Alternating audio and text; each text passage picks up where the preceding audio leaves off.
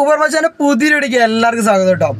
അപ്പോൾ എൻ്റെ വീഡിയോ ആദ്യമായിട്ട് കാണുന്നവരാണെങ്കിൽ സബ്സ്ക്രൈബ് ചെയ്ത് സപ്പോർട്ട് ചെയ്ത് കൊടുക്കുക കേട്ടോ. നമുക്ക് അധികം ഫോളോവേഴ്സോ അതേപോലെ വ്യൂവേഴ്സോ കാര്യങ്ങളൊന്നും ഇല്ല. അപ്പോൾ എന്തായാലും സപ്പോർട്ട് ചെയ്ത് കൊടുക്കുക.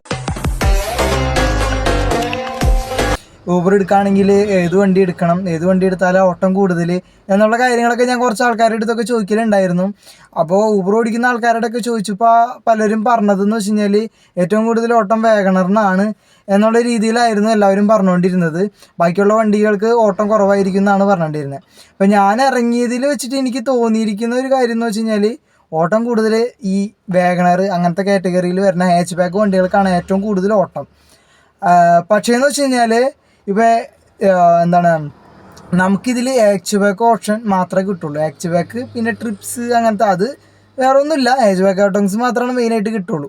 ആ സ്ഥാനത്ത് നമ്മുടെ ഡിസയർ പോലത്തെ വണ്ടികളൊക്കെ ആണെന്നുണ്ടെങ്കിൽ സെഡാൻ ഓട്ടം കൂടിയും കിട്ടും. സെഡാൻ കിട്ടും, അതേപോലെ തന്നെ പ്രീമിയറും കൂടിയും കിട്ടും.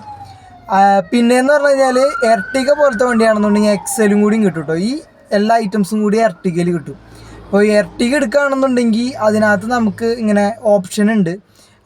മേളിൽ ഇതിൽ എബോട്ടിൽ പോയി കഴിഞ്ഞാൽ നമുക്ക് കാണാൻ പറ്റും എന്താണ് ഇൻട്രസിറ്റി, പിന്നെ ട്രിപ്സ്, എക്സസ്, പിന്നെ അതേപോലെ തന്നെ ഹാച്ച് ബാക്ക്, പ്രീമിയർ, പിന്നെ എക്സൽ, സെഡാന്, ഈ സംഭവങ്ങളൊക്കെ എർട്ടികയിൽ കിട്ടും കേട്ടോ.